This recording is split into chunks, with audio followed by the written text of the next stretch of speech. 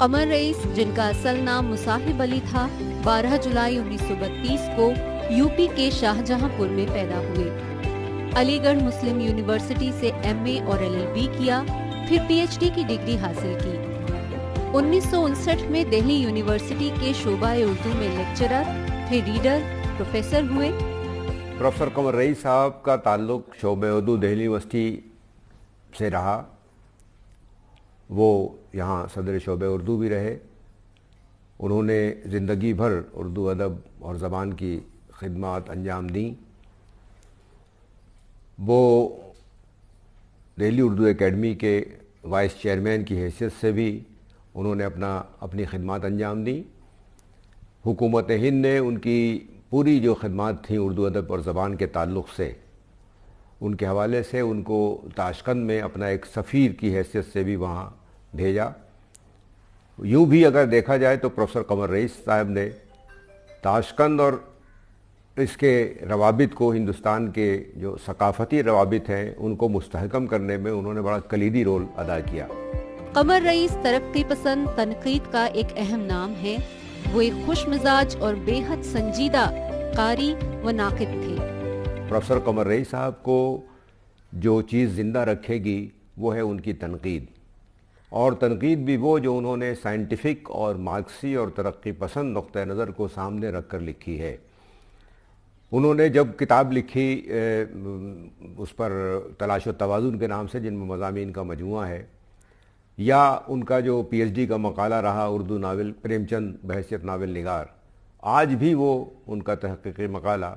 ایک سنگ میل کی حیثیت رکھتا ہے پریم چند کے حوالے سے۔ انہوں نے پریم چند پر پہلا کام کیا جو اردو اور ہندی ادب میں بہت اہم ہے۔ ذاتی زندگی کے حوالے سے پروفیسر ارتضیٰ کریم نے کچھ اس طرح روشنی ڈالی۔ تو میں نے ایک جملہ کہا تھا اس زمانے میں، شاید ان کے انتقال کے فوراً بعد کوئی تعزیتی نشست ہوئی تھی اس میں، کہ وہ قلم کے قمر تھے اور ادب کے رئیس تھے، جبھی وہ قمر رئیس بنے۔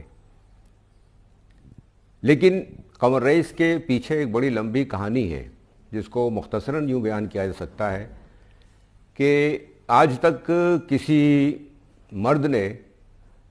اپنے آپ کو محبوبہ یا بیوی کے نام سے منسوب نہیں کیا ہے۔ عام طور پر شادی کے بعد عورتیں اپنے شوہر کا نام جوڑ لیتی ہیں، لیکن پروفیسر قمر رئیس صاحب نے بالکل ایک نئی بنیاد ڈالی، اور شاید پہلی اور آخری ایک مثال قمر رئیس صاحب کی ملتی ہے کہ انہوں نے اپنے جو ان کا نام تھا مصاحب علی خان، اس کو بالکل کنارے کر دیا اور ایک نیا نام کوائن کیا ادب کے حوالے سے۔ وہ اپنا نام قمر رئیس انہوں نے لکھا اور رکھا۔ اصل میں علی گڑھ میں جب وہ پڑھتے تھے اور لکھنؤ جب ان کا آنا جانا تھا تو قمر نام کی کوئی خاتون تھی جن سے ان کی محبت تھی اور بہت والہانہ لگاؤ تھا ان سے، لیکن ماں باپ شادی کے لیے تیار نہیں ہوئے تھے۔ ان کی شادی بعد میں جو ہے رئیس خاتون سے ہوئی، تو انہوں نے اپنی محبوبہ کا نام جو لیا وہ قمر، اور رئیس خاتون سے لیا رئیس، اور دونوں کو ملا کر کے انہوں نے ایک نیا نام قائم کیا قمر رئیس، اور وہی نام وہ زندگی بھر لکھتے رہے۔ ان کی زندگی کے کئی پہلو ایسے ہیں جن کے متعلق شعبہ اردو کے اساتذہ نے اپنے خیالات پیش کیے۔ قمر رئیس صاحب میرے استاد رہے ہیں، اور یہاں جب میں 1992 میں طالب علم کی حیثیت سے آیا MA میں، تو وہ ہمیں افسانے اور ناول پڑھایا کرتے تھے۔ بعد میں MPhil میں انہوں نے ہمیں تنقید بھی پڑھائی۔ قمر صاحب جب رشید احمد صدیقی کی نگرانی میں PhD کر رہے تھے تو اپنا پہلا باب لکھ کر ان کے سامنے لے گئے، اور ظاہر ہے کہ دنیا جانتی ہے کہ قمر رئیس صاحب کا تعلق ترقی پسند تحریک سے رہا ہے، اور رشید احمد صدیقی کو ترقی پسند تحریک بالکل پسند نہیں تھی۔ ترقی پسند ادب پہ انہوں نے باضابطہ ایک طویل مضمون بھی لکھا ہے جو اس کے خلاف ہے۔ قمر رئیس کا پہلا جو باب تھا انہوں نے دیکھا، اور بہت دیر تک دیکھنے کے بعد انہوں نے قمر رئیس سے کہا کہ قمر، یہ پاؤں سے لکھنے کا فن تم نے کیسے ایجاد کیا؟ ظاہر ہے کہ قمر رئیس صاحب کی تحریر بہت ہی ناقص تو نہیں ہم کہیں گے اسے، کہ وہ اس طرح کی تھی کہ جیسے پڑھنے میں نہیں آتی تھی۔ اسی طرح کا ایک واقعہ یہ ہے کہ قمر رئیس صاحب نماز کے پابند نہیں تھے، لیکن ایک بار عیدگاہ میں قمر رئیس کو رشید احمد صدیقی صاحب نے دیکھا، تو دیکھنے کے بعد انہیں گلے لگایا اور برجستہ ان کی زبان سے ایک جملہ نکلا کہ قمر، میں تمہیں ترقی پسند سمجھتا تھا لیکن تم تو معقول آدمی نکلے۔ قمر رئیس کا تعلق چونکہ شعبہ اردو دلی یونیورسٹی سے تھا، جموں سے جب ہم دلی میں منتقل ہوئے تو یہاں آ کر ہم نے دیکھا کہ کوئی ایسی ادبی محفل، کوئی ایسا ادبی جلسہ جو ہے وہ اس میں ایسا نہیں ہوتا تھا کہ جہاں قمر رئیس صاحب کا نام نہ لیا جائے یا قمر رئیس صاحب کے حوالے سے بات نہ کی جائے، اور ہم خوش نصیب ہیں کہ ہمارا تعلق اس شعبے کے ساتھ ہے جس شعبے کے ساتھ پروفیسر قمر رئیس صاحب جو ہیں ایک مدت تک وابستہ رہے، اور یہاں انہوں نے بہت محنت کی ادب کے حوالے سے، اور ان کے جتنے شاگرد ہیں، اور مجھے لگتا ہے کہ وہ شاگرد بھی قابل مبارکباد ہیں کہ جنہوں نے ان کے ساتھ کام کیا یا ان کے سامنے جو ہے وہ زانو ادب تہہ کیا۔ تو میں قمر رئیس صاحب کی روح کے لیے دعا کرتا ہوں کہ اللہ تعالیٰ ان کی روح کو اور ان کو جنت الفردوس میں اعلیٰ مقام عطا فرمائے۔ ان کے کارناموں کو یاد کرتے ہوئے ان کے ہی شاگرد پروفیسر ارتضیٰ کریم نے کہا، کسی بھی استاد کے لیے ایک بڑی بات یہ ہوتی ہے کہ ایک تو وہ جو اس کی تحریریں ہوتی ہیں جو یاد رکھی جاتی ہیں، اور دوسرے وہ کچھ نفس بھی ایسے ہوتے ہیں جو آپ کو چلتے پھرتے نظر آتے ہیں۔ یعنی میرے کہنے کا مقصد یہ ہے کہ پروفیسر قمر رئیس صاحب نے اپنے اتنے شاگرد پیدا کیے ہیں، ان کے اتنے شاگرد اور ہونہار شاگرد ہیں اس وقت بھی موجود، جو چلتے پھرتے سمجھیے ایک طرح کی وہ کتابیں ہیں، اور وہ ادب کا ان کا پورا سرمایہ ہے جو قمر رئیس صاحب کی دین ہے۔ تو یہ ایک بڑا کنٹریبیوشن ہے پروفیسر قمر رئیس صاحب کا۔ ایسے استاد اب شاذ و نادر ہی ملتے ہیں۔ مجھے امید ہے کہ ہم لوگوں کے اندر بھی ایسی کوئی صفات آ جائیں کہ ہم لوگ اپنے ایسے شاگرد پیدا کریں۔ کتابیں تو اپنی آپ کی سرمایہ ہیں ہی ہیں، لیکن کتابوں کے علاوہ اگر چلتی پھرتی کتابیں بھی آپ بنا دیں اور پیدا کر دیں، یعنی شاگرد کی شکل میں ایسے استاد بنا دیں، تو یہ سمجھیے بہت بڑا کنٹریبیوشن، بہت بڑا تعاون ہوتا ہے۔ دہلی یونیورسٹی کے اسکالر نے کہا،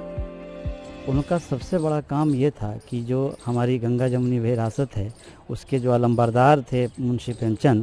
ان پہ پہلا کوئی کام اردو میں ہے قمر رئیس صاحب کا ہے۔ پروفیسر قمر رئیس اس دور میں یہ اس کام کو کر گئے ہیں جس دور میں اردو والے یا ہندی والے اس کو سوچنا بھی نہیں سمجھ رہے تھے، اس پہ کوئی ان کی سوچ نہیں تھی۔ تب انہوں نے منشی پریم چند پہ انہوں نے پہلا کام کیا۔ یہ ہندوستان کا پہلی پی ایچ ڈی ہے جو قمر رئیس صاحب کے دوارا کی گئی ہے۔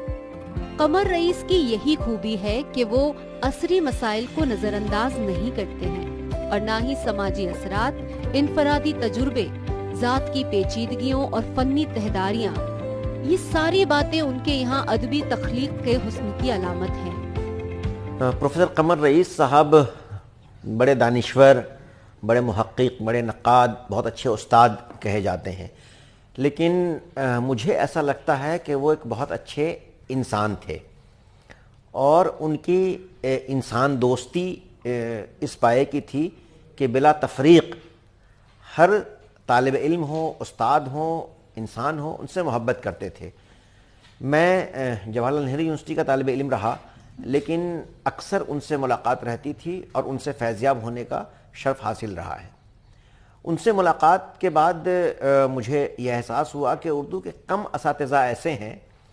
کہ جن کو دوسری زبانوں سے بھی اتنی دلچسپی ہو جیسے خود انہیں، جیسے لوک ادب سے بہت دلچسپی تھی، جیسی ان کی اردو تھی، مجھے لگتا ہے کہ ویسے ہی ان کو انگریزی پر بھی دسترس حاصل تھا، ویسے ہی کئی غیر ملکی زبانیں بھی وہ جانتے تھے۔ جیسے مجھے لگتا ہے کہ رشین لٹریچر جتنے اچھے سے انہوں نے سمجھایا، ان سے جب بھی ملاقات ہوئی، یا جیسے یہ کہا جاتا ہے کہ ازبکستان میں وہ رہے کلچرل کوآرڈینیٹر کی حیثیت سے، ڈائریکٹر کی حیثیت سے، اور ان کے وہاں ہونے سے اردو زبان کو جتنا فائدہ پہنچا، اور اردو میں رشین لٹریچر ہو، ازبک لٹریچر ہو، یا بابر سے متعلق ان کی خود کتاب جو ہے اردو میں، تو اس طرح کے لٹریچر جو ہمارے سامنے آئے، تو یہ ان کی صرف علم دوستی نہیں بلکہ زبان سے جو محبت تھی، اور اردو کو رچ کرنے کا، اردو کو اور زیادہ سے زیادہ مواد دینے کا جو ان کا جذبہ تھا، اور وہ مستقبل اپنے بچوں میں دیکھتے تھے، اپنے طالب علموں میں دیکھتے تھے، اپنے اساتذہ کے بجائے وہ طالب علموں کو زیادہ فوقیت دیتے تھے۔ یہی وجہ ہے کہ جیسے ان کا اردو میں لوک ادب کتاب ہے، اس کو پڑھیں تو وہاں ہمیں ترقی پسندی بھی ملتی ہے، ہمیں اپنے زمین سے جڑنے کی، اپنے زمین سے وابستہ ہونے کی تحریک بھی ملتی ہے، اور انسان کو پہچاننے کا جذبہ بھی ملتا ہے اور سبق بھی ملتا ہے۔ یہی وجہ ہے کہ وہ جس ادارے میں بھی رہے اس ادارے کو بہت اعلیٰ مقام پر پہنچایا۔ ان کا یہی نظریاتی توازن انہیں اپنے زمانے میں ممتاز کرتا ہے۔ قمر رئیس نام کا یہ تابندہ ستارہ 12 جولائی 1932 کو طلوع ہوا اور 29 اپریل 2009 کو اس دنیا کو